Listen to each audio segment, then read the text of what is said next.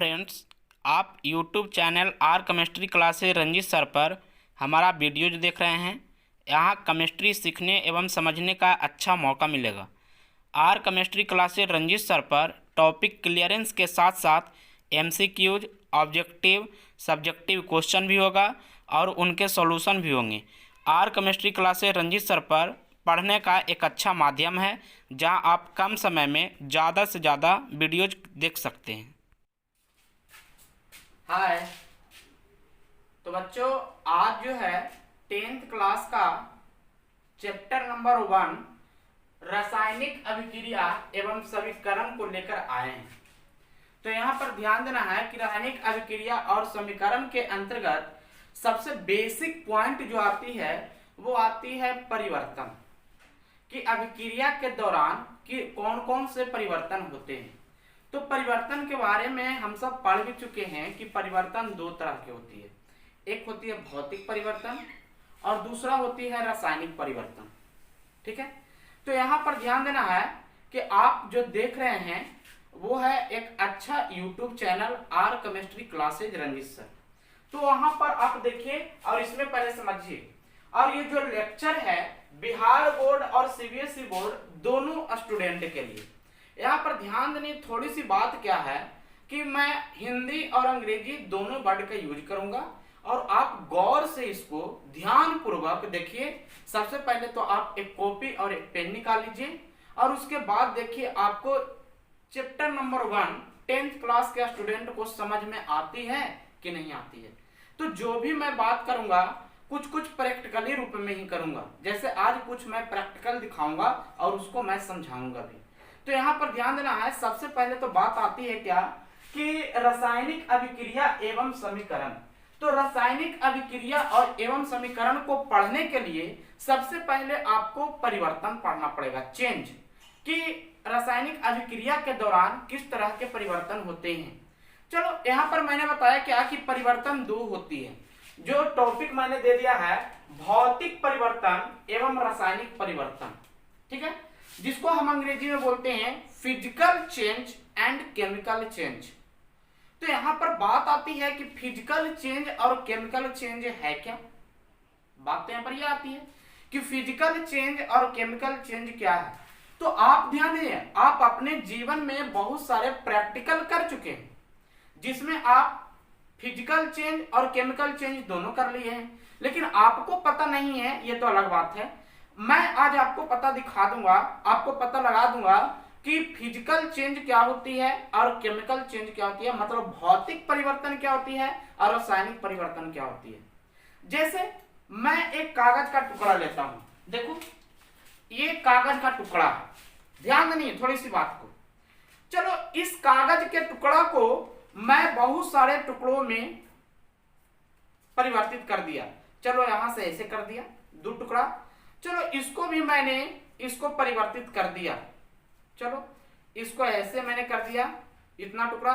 चलो इसको भी मैंने ऐसे परिवर्तित कर दिया, चलो इस तरह से परिवर्तित कर दिया। मतलब एक टुकड़ा जो था बहुत सारे टुकड़ों में परिवर्तित हो गई। ठीक है, तो क्या इस टुकड़ा को अगर एक जगह रखकर जैसे जैसे मैंने फाड़ा और वैसे वैसे उसको रखकर टेप साट दें या किसी भी चीज से साट दें, तो बताइए ये टुकड़ा वो कागज बन सकता है कि नहीं बन सकता है? बन सकता है। चलो ये तो मैंने लिया, एक प्रयोग मैंने दिखाया, ध्यान देना। दूसरा बात, चलो ये दूसरा कागज का टुकड़ा मैंने लिया। चलो इस टुकड़ा को क्या किया कि इसको इस रूप में मैंने ले आया, ध्यान देना, इस रूप में ले आया। चलो हुआ क्या कि उस समय क्या था कि ये टुकड़ा इतना बड़ा था, ठीक है। अब इसको मैंने इस रूप में ले आया तो चेंजिंग तो हुआ कि वो टुकड़ा एक छोटा सा टुकड़ा बन गया। तो क्या इस चेंजिंग को अगर खोल दें तो पहले जैसा स्थिति आ जाएगी कि नहीं आएगी? आ जाएगी। तो मैंने 2 प्रयोग अभी दिखाया, ये दोनों प्रयोग एक ही तरह का था कि जब किसी पदार्थ को परिवर्तन करने के बाद, ध्यान देना, कोई पदार्थ है एक कागज का टुकड़ा, चलो इसको परिवर्तन करने के बाद ध्यान देना पुनः वह पदार्थ अपने ही स्थिति में आ जाती है। एकदम एक लाइन में परिभाषा के साथ मैं बता रहा हूं, और वो बाद में मैं नाम लूंगा कि वो क्या चीज होती है, भौतिक होती है कि रासायनिक होती है। तो यहां पर ध्यान देना, जब किसी पदार्थ को परिवर्तन करने के बाद, देखो मैं इस तरह से परिवर्तन कर दिया, ठीक है, परिवर्तन करने के बाद पुनः वह अपने ही रूप में परिवर्तित हो जाती है। चलो इसको मैंने परिवर्तन कर दिया, परिवर्तन करने के बाद हमको पता लगा क्या कि ये छोटा टुकड़ा हो गया, लेकिन जब इस छोटा टुकड़ा को फिर से मैंने खोल दिया तो पता लगा कि ये बड़ा टुकड़ा हो गया। तो परिवर्तन करने के बाद अगर वो पदार्थ अपने ही स्थिति में आ जाती है तब उसको कहा जाता है भौतिक परिवर्तन, physical properties, sorry physical change. क्या कहा जाता है? भौतिक परिवर्तन, फिजिकल चेंज। लेकिन अब यहां पर बात देखो, रासायनिक परिवर्तन की बात आती है, तो हम यहां पर जो पढ़ने वाले हैं रासायनिक अभिक्रिया, और रासायनिक अभिक्रिया के दौरान हमेशा रासायनिक परिवर्तन की बात ही आती है, और रासायनिक परिवर्तन को आपको देखना पड़ेगा, समझना पड़ेगा। जब तक उसको आप नहीं समझिएगा तब तक आपको रासायनिक अभिक्रिया समीकरण तो समझ में आएगी ही नहीं, क्योंकि रासायनिक अभिक्रिया में 100% रासायनिक परिवर्तन का ही योगदान है। तो चलो अभी तो मैंने क्या किया कि टुकड़ा को मैंने, ये कागज को मैंने फाड़ा, उसके बाद साटा तो उस रूप में तो आ गया। लेकिन अब दूसरा प्रयोग मैं दिखा रहा हूं क्या, कि इस कागज को मैं जला रहा हूं, देख लो। चलो इस कागज को मैंने जला लिया, चलो जलाने के बाद क्या देख रहे हैं कि ये कागज तो धीरे धीरे छोटा होता जा रहा है। अब देखो जब ये कागज छोटा हो गया तो ये जो राख आपको रेडी हुआ, ये राख को क्या करिएगा, जोड़ के फिर उसको कोई उपाय करिएगा तो क्या आपको वो कागज तैयार हो जाएगी? नहीं होगी। तब इसी को कहा जाता है रासायनिक परिवर्तन, कि जब किसी पदार्थ को परिवर्तन करने के बाद वह अपने ही स्थिति में नहीं आ सकती है, कभी भी नहीं आ सकती है। इसका एग्जाम्पल एक नहीं है, बहुत सारे एग्जाम्पल होगा, ठीक है ना। तो एक बात यहां पर ध्यान देना। अब बात आती है क्या कि भौतिक परिवर्तन का डिफिनेशन अगर पूछा जाए तो देखो मैंने लिख दिया फिजिकल चेंज, कि जब किसी पदार्थ को परिवर्तन करने के बाद पुनः अपने ही अवस्था में परिवर्तन होने की प्रक्रिया ही भौतिक परिवर्तन कहलाती है। उसी तरह से रासायनिक परिवर्तन क्या होगी, कि जब कोई पदार्थ परिवर्तन करने के बाद पुनः अपने ही अवस्था में परिवर्तित नहीं होती है, पुनः अपने ही अवस्था में नहीं आती है, तो इस तरह की प्रक्रिया को रासायनिक परिवर्तन कहा जाता है। समझ भाई? चलो एक तो मैंने बात बताया, चलो दूसरा बात मैं बता रहा हूं कि रासायनिक परिवर्तन और भौतिक परिवर्तन को आप कैसे समझिएगा। तो जिसमें रासायनिक परिवर्तन होती, जिसमें रसायन रूप से परिवर्तित हो जाती है, केमिकली रूप में परिवर्तित हो जाती है, उसको कहा जाता है रासायनिक, और जो केमिकली रूप में परिवर्तित नहीं होती है उसको कहा जाता है भौतिक। ठीक है, तो भौतिक परिवर्तन के बारे में भी समझाता हूं मैं। चलो ध्यान देना, ये मेरा एक पेन है मेरे पास, चलो इस पेन को कवर को मैंने अलग कर लिया, बताओ फिर इस कवर को इस पेन में मैंने डाल दिया, तो क्या कोई परिवर्तन हुआ इस पेन में? नहीं हुआ। तो समझो कि जिसमें कोई परिवर्तन ना हो और पुनः वही अवस्था में आ जाए तो उसी को कहा जाता है भौतिक परिवर्तन। ठीक है, रासायनिक परिवर्तन के भी बहुत सारे एग्जाम्पल हैं, जैसे अभी मैंने बताया क्या, कागज को मैंने जलाया, तो जैसे ही आप कागज को जलाए तो क्या हुआ उसमें, जैसे जिस क्षण कागज जला उस क्षण क्या हो रहा था कि सबसे पहले तो कागज छोटा हो रही थी, उसके बाद क्या हो रहा कि कागज जलकर राख में परिवर्तित हुआ, और उसके बाद क्या हुआ कि उससे कार्बन डाइऑक्साइड गैस निकल रहे थे। तो यही सब है कि मतलब वो मैं बताऊंगा कि रासायनिक परिवर्तन होने का क्या लक्षण है, मतलब रासायनिक परिवर्तन कैसे पकड़ाता है ये। तो यहाँ पर ध्यान देनी है थोड़ी सी बात को। चलो अब मैं देखता हूँ आगे, ध्यान देना कुछ एग्जाम्पल और मैं देता हूँ रासायनिक परिवर्तन की।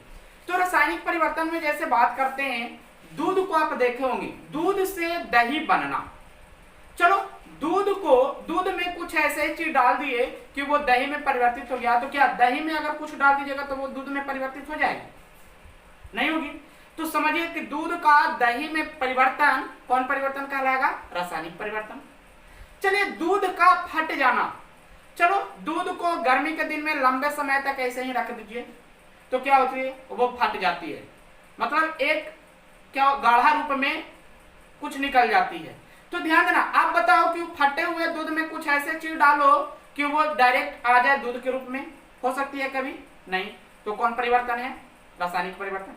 जिसमें केमिकली रूप में परिवर्तन हो जाए उसी को रासायनिक परिवर्तन कहा जाता है।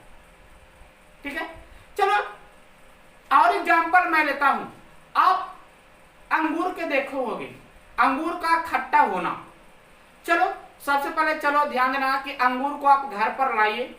देखिए 1-2 दिन रखिएगा तो वो अंगूर कुछ होता है, धीरे धीरे या तो खराब होना स्टार्ट हो जाता है या तो वो कुछ हो जाता है, खट्टा होना स्टार्ट हो जाता है। तो उसमें केमिकली परिवर्तन हो रही है, तब उसको कहेंगे रासायनिक परिवर्तन, फॉर्मेशन ऑफ अंगूर। ठीक है, चलो आगे जब चलते हैं तो आम का पकना, आम का पकना या कोई फल का पकना, राइप ऑफ फ्रूट। चलो अब यहां पर ध्यान देना, जैसे आम, एक कच्चे आम को आप पेड़ से तोड़कर ले आओ घर, और घर में लाने के बाद देखेंगे क्या, जिस समय उस आम को लाए थे वो उस समय आम क्या था, एक हार्ड था, मतलब कड़ा था। जब उसको घर में, गांव देहात में अगर इसम करिएगा प्रयोग तो ज्यादा फायदेमंद होगी। गांव देहात में जाइएगा तो आपको एक कट्टू होती है जो लोग जानवर लोग खाते हैं। तो ध्यान देना, आम को कट्टू में लाकर डाल दीजिए तो वो क्या होती है, धीरे धीरे 2 दिन या 3 दिन के बाद वो नॉर्मल हो जाती है, जो हार्डनेस रहता है वो नॉर्मल हो जाती है। उस जौन समय हम आम को पेड़ से तोड़े थे, कच्चे आम को, उस समय आम जो था हरे रंग की थी, लेकिन जब कट्टू में डालने के बाद 2 दिन के बाद निकाले तो उसका रंग धीरे धीरे परिवर्तन होकर येलो कलर की, मतलब पीले कलर की हो गई। तब भी हम समझेंगे कि वैसे में क्या हुआ, केमिकल परिवर्तन, केमिकल चेंज, रासायनिक परिवर्तन हुआ। तो ये सब एग्जाम्पल तो हम पढ़े ही। अब कोई कहता है क्या कि हम ये नहीं जानते, हमको डायरेक्ट बताइए कि रासायनिक परिवर्तन के लक्षण क्या क्या हो सकते हैं।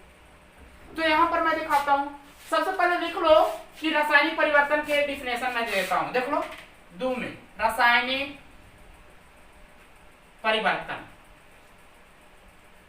अब यहां पर ध्यान देना, अभी मैंने बताया भौतिक परिवर्तन मतलब फिजिकल चेंज, रासायनिक परिवर्तन मतलब केमिकल चेंज। ठीक है, इसके बारे में आप पढ़ा क्या कि जब कोई पदार्थ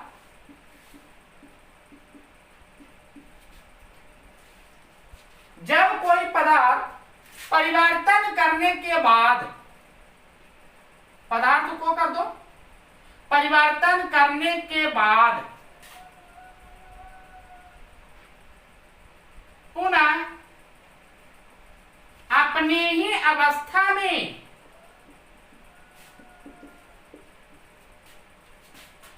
नहीं आती है, तो इस प्रक्रिया को रासायनिक परिवर्तन कहा जाता है।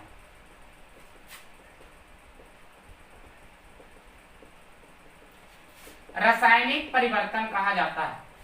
तो बच्चों ध्यान देना कि यहां पर जो हम पढ़ रहे हैं भौतिक परिवर्तन और रासायनिक परिवर्तन, इसमें रासायनिक परिवर्तन बहुत इंपॉर्टेंट है, जो रासायनिक अभिक्रिया में आपको काम करेगी। रासायनिक परिवर्तन के आधार पर ही आपको रासायनिक अभिक्रिया का डिफिनेशन भी निकलेगा।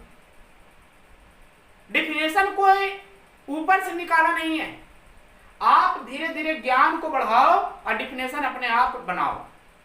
देखो आप एनसीईआरटी में डिफिनेशन कुछ और पढ़ेंगे, कहीं कोचिंग जाते होंगे वहां पर डिफिनेशन कुछ और पढ़ेंगे, यहाँ पर मैं कुछ और भी पढ़ाऊंगा। आपको सब जगह बता दूंगा कि कहां पर क्या पढ़ाई जाती है।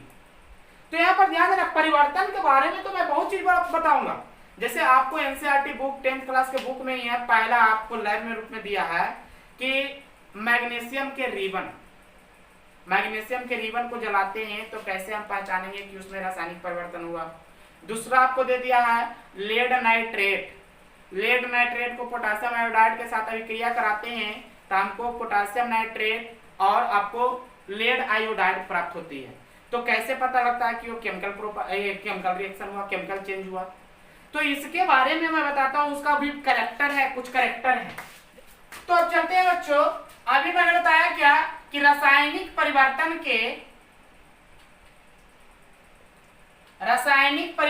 के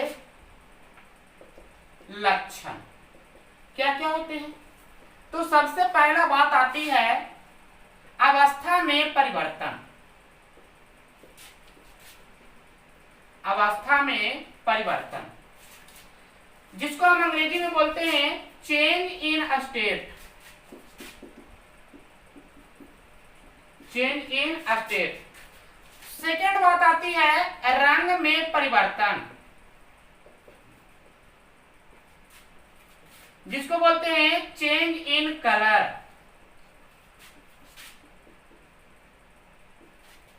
थर्ड में आ सकते हैं तापमान में परिवर्तन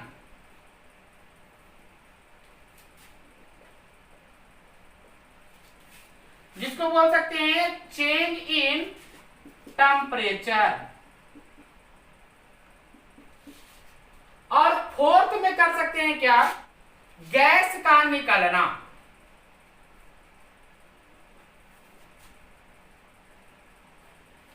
रिमूवल ऑफ गैस।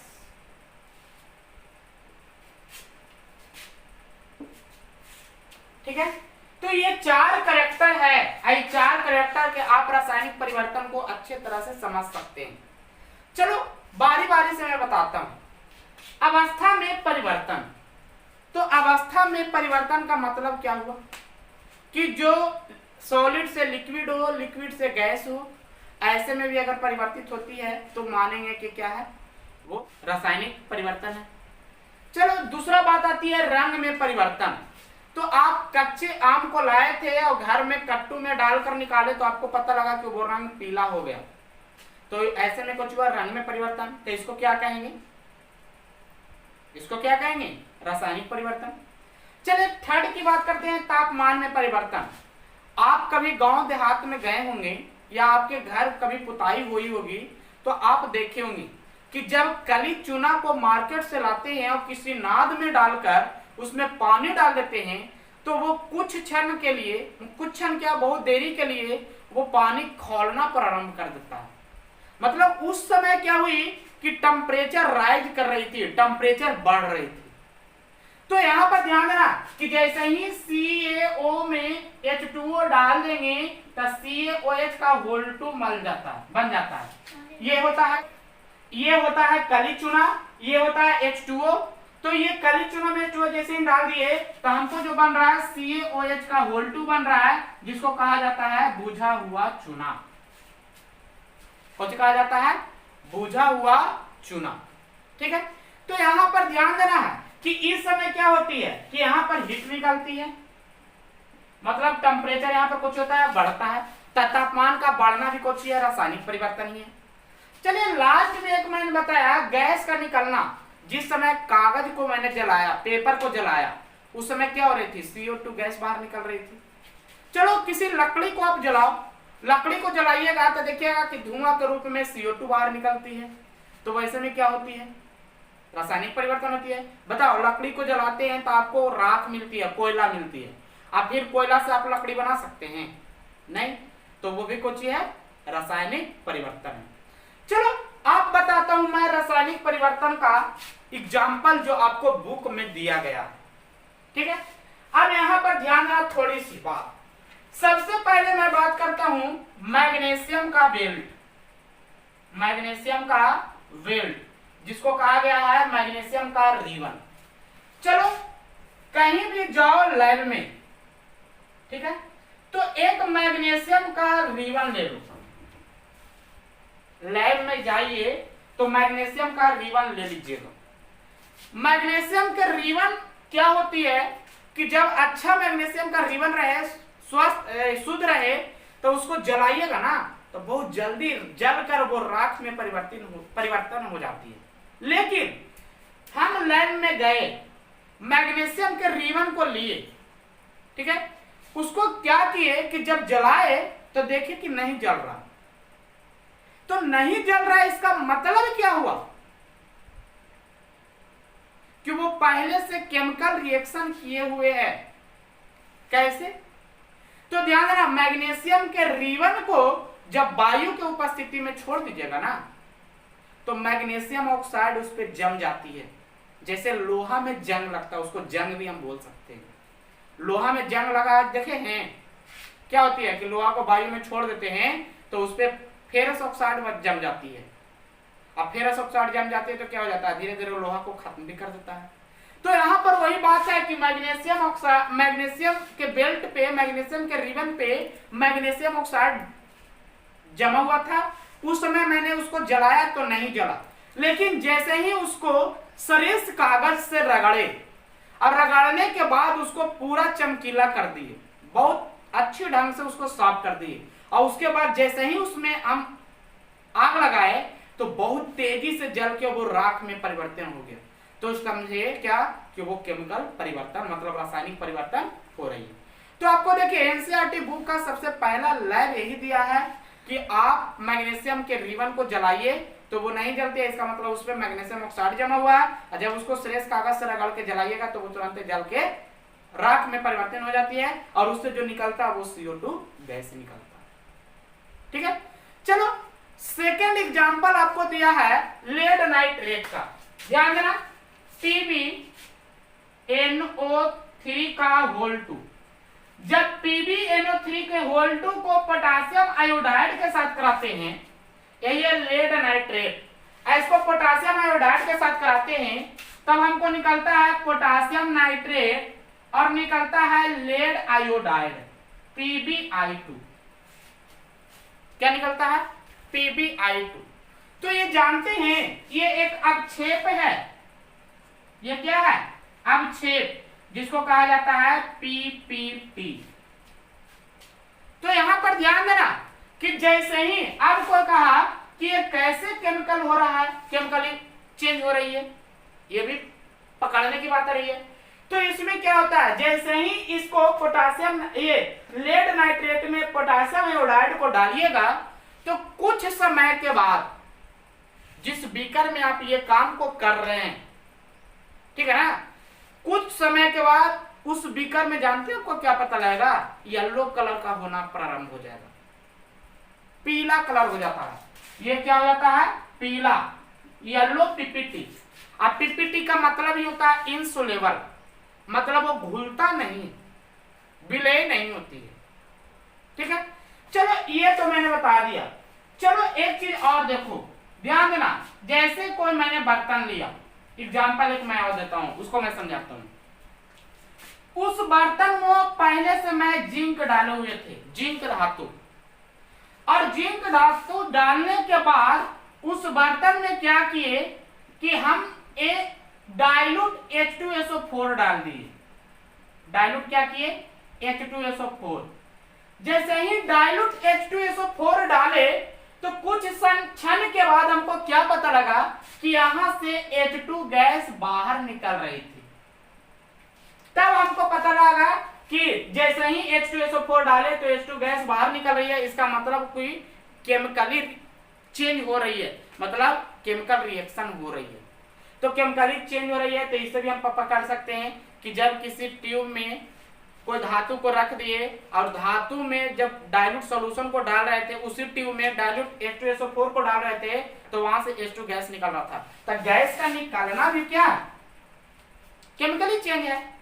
तो इसी तरह से बहुत सारा एग्जाम्पल है, जैसे भोजन का पचना, हम सब भोजन करते हैं तो क्या भोजन ही बाहर निकल जाती है? नहीं, वो पच के ही निकलती है। तब भोजन का पचना भी रासायनिक परिवर्तन है। जैसे ध्यान देना, हम सब ऑक्सीजन को लेते हैं और कार्बन डाइऑक्साइड को छोड़ते हैं, तो क्या वो अंदर जाके क्रिया कर रही है क्या नहीं कर रही है? तो वो भी क्रिया केमिकल चेंज ही है, मतलब रासायनिक परिवर्तन ही है। तो इस तरह से भौतिक परिवर्तन और रासायनिक परिवर्तन को हम सब अच्छी ढंग से समझे। और अगर आप नहीं समझे हैं तो फिर से आप वीडियो को पॉज करके पीछे जाके देखिए और उसको एक बार और सुनिए, क्योंकि इसमें स्टेटमेंट ही बहुत सारा है, बहुत सारे एग्जाम्पल को स्टेटमेंट के द्वारा बताए। ये तो कुछ एग्जाम्पल था केमिकली रूप में जो आपको मैंने दिखा दिया, लेकिन बहुत सारे एग्जाम्पल जैसे फल का पकना, अंगूर का खट्टा होना, दही का जमना, दूध से दही का जमना, दूध का फटना, ये सब क्या बताए? अंगूर का खट्टा होना। तो ये सब के बारे में भी थोड़ा सा आप जानिए और उसके बाद आप जानिएगा भौतिक और रासायनिक परिवर्तन। तो अब इस पॉइंट को आगे बढ़ाते हुए चलते हैं कि रासायनिक अभिक्रिया क्या है। तो इसको जल्दी जल्दी आप स्क्रीनशॉट करिए, उसके बाद देखिए रासायनिक अभिक्रिया के बारे में। तो बच्चों अब चलते हैं रासायनिक अभिक्रिया के बारे में। अभी पर मैंने पढ़ा है रासायनिक परिवर्तन, अब चलते हैं रासायनिक अभिक्रिया। रासायनिक अभिक्रिया जैसे यहां पर देखिए, एक बात को मैं दिखा रहा हूं, जो यहां पर है क्या कि कार्बन प्लस O2, जब कार्बन को ऑक्सीजन के उपस्थिति में जलाए तब हमको बाहर निकला CO2 गैस, कुछ हुआ CO2, ठीक है। लेकिन जब कैल्शियम कार्बोनेट को गर्म किए, CaCO3 को जब गर्म किए, तब जो हमको निकला CaO प्लस CO2, ठीक है। तो यहां पर देखो, सबसे पहले तो मैं कुछ रिएक्शन लिखा, अब वो रिएक्शन के थ्रू मैं डिफिनेशन को बताऊंगा। अब यहां पर देखिए, सबसे पहले क्या किए कि कार्बन को लिए और ऑक्सीजन को लिए, ठीक है। तो कार्बन को ऑक्सीजन के साथ जलवा दिए या कार्बन को ऑक्सीजन के उपस्थिति में जला दिए तो आपको कार्बन डाइऑक्साइड मिला। या जब कैल्शियम कार्बोनेट को उष्मा दे दिए, मतलब गर्म कर दिए, हीट कर दिए, तो हमको कैल्शियम ऑक्साइड और कार्बन डाइऑक्साइड मिला। तो देखो, तो इसको पहचानने का तरीका तो पहले समझ कि रासायनिक परिवर्तन हुआ कि नहीं हुआ। तो क्या बोले, गैस का निकलना, रंग में परिवर्तन, अवस्था में परिवर्तन, बताए टेम्परेचर का राइज होना, मतलब टेम्परेचर में परिवर्तन, ये सब क्या कहलाती है, रासायनिक परिवर्तन। तो देखो, तो कार्बन को ऑक्सीजन की उपस्थिति में जलाया तो हमको गैस बना, गैस निकल रही है। कैल्शियम ऑक्साइड को, कैल्शियम कार्बोनेट को जब गर्म किया तो हमको गैस निकल रही है। तो इसका मतलब है कि रासायनिक परिवर्तन तो हो ही रही है। तो रासायनिक परिवर्तन हो रही है, तो इस रासायनिक परिवर्तन के द्वारा रासायनिक अभिक्रिया का डिफिनेशन कैसे दोगे, यहाँ पर ध्यान देना। तो अब एक बात देखो, क्या कार्बन जो है और कार्बन डाइऑक्साइड है, दोनों का गुण एक ही है? नहीं। क्या ऑक्सीजन है, कार्बन डाइऑक्साइड है, दोनों का गुण एक ही है? नहीं। कार्बन, कैल्शियम कार्बोनेट है, यहाँ पर कार्बन डाइऑक्साइड है, दोनों का प्रॉपर्टी एक ही है? नहीं है। तो इसका डिफिनेशन जो आप पढ़े, जैसे ध्यान देना, एनसीईआरटी में आपको लिखा हुआ क्या रहता है, जो कि जब दो या दो से अधिक पदार्थों को, ठीक है, जब दो या दो से अधिक पदार्थों को किसी अन्य पदार्थ के साथ अभिक्रिया कराई जाती है, तो अभिक्रिया कराने के दौरान एक नए पदार्थ का या दो या दो से अधिक नए पदार्थ का निर्माण होते हैं। दो या दो से अधिक नए पदार्थ का क्या होते हैं, निर्माण होते हैं। तो इस प्रकार की अभिक्रिया रासायनिक अभिक्रिया कहलाती है। लेकिन वो गलती है, कहां पर गलती है, जो मैं बताता हूं। तो मैं लिखता हूं, जो ध्यान देना, कि जब कोई पदार्थ अकेले या अन्य पदार्थों के साथ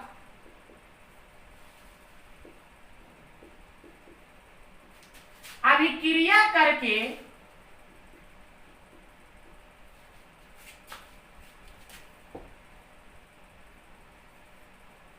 भिन्न गुण वाले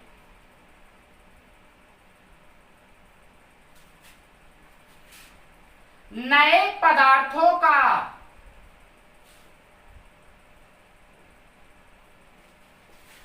निर्माण करती है,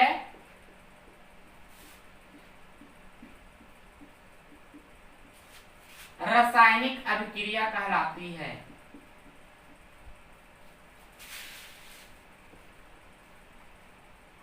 रासायनिक अभिक्रिया कहलाती है।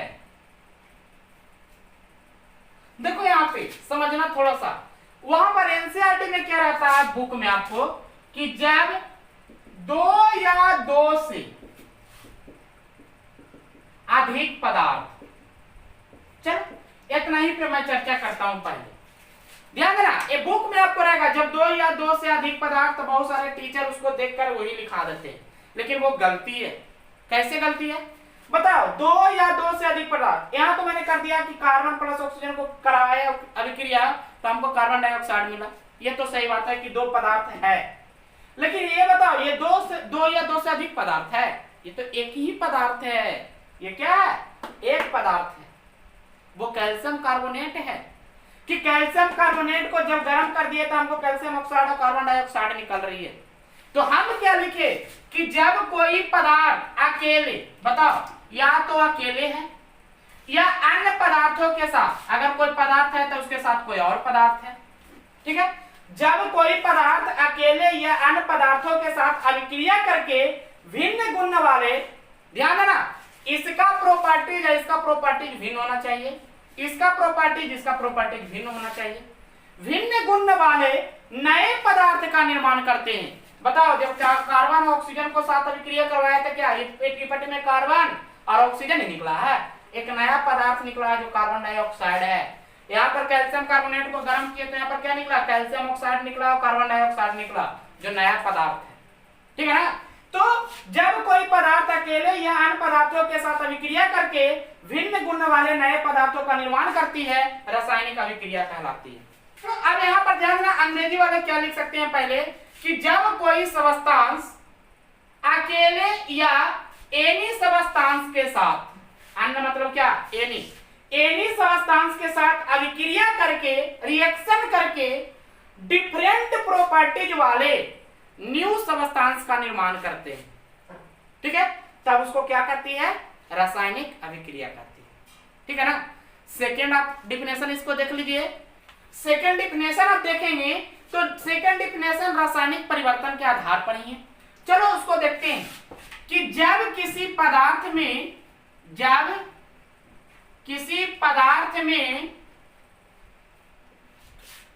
रासायनिक परिवर्तन होती है, रासायनिक परिवर्तन होने के फलस्वरूप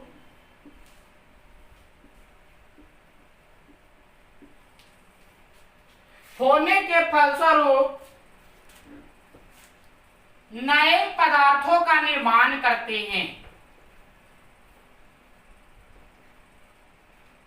नए पदार्थों का निर्माण करते हैं, रासायनिक अभिक्रिया कहलाती है। रासायनिक अभिक्रिया कहलाती है। बताओ, ये भी मैं देख सकता हूं। तो यहां पर ध्यान देना, अगर आप थ्योरी को समझ जाइए तो डिफिनेशन तो आप खुद बना सकते हैं कि जब कोई पदार्थ अकेले या अन्य पदार्थों के साथ अभिक्रिया करके भिन्न गुण वाले नए पदार्थों का निर्माण करती है, रासायनिक अभिक्रिया कहलाती है।